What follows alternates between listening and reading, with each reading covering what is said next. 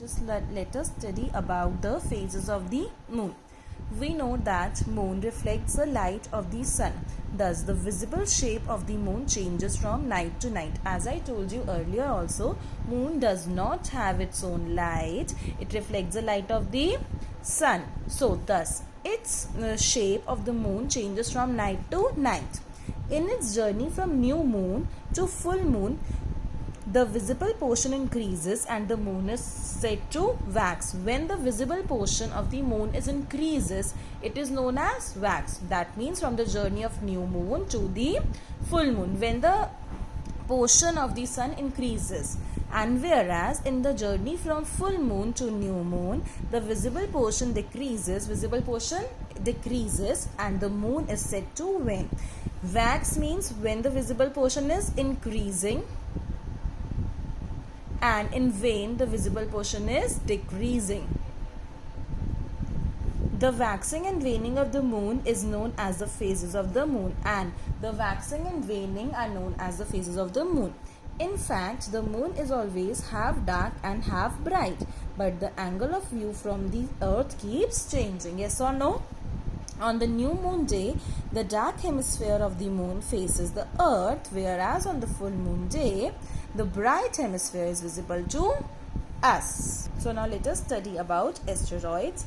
Asteroids are small planet-like solid objects found in the solar system. These are the small planet-like solid objects that are found in the solar system.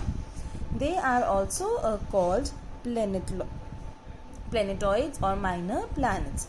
Each asteroid follows its own orbit around the sun.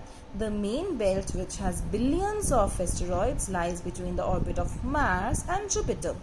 The belt stretches from 250 million to 600 million kilometers from the sun. It is now widely believed that asteroids are broken pieces of some planet. Asteroids are the broken pieces of some planets which probably exploded soon after its birth. So now let us study about the meteoroids. Every night we can see some bright streaks of light in the sky. Yes or no? These are called meteoroids. These are also known as shooting star. Shooting star को हम हिंदी में भी बोलते हैं टूटता तारा. Meteoroids are small pieces of rocks revolving around the sun. These are the small pieces that revolve around the sun. The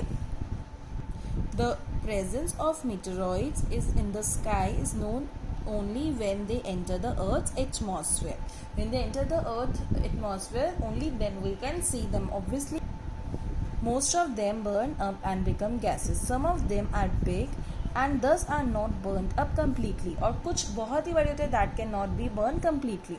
When they hit the surface on the earth, they are called meteoroids, and when they hit the surface of the earth, these are called the meteoroids.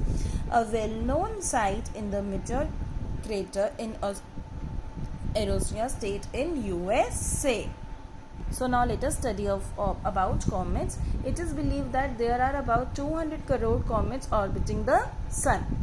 Comets are huge lumps of snow and rocky dust. Each comet follows its own orbit around the sun. What are the comets? Comets are the huge lumps of snow and rocks that revolves around. Okay.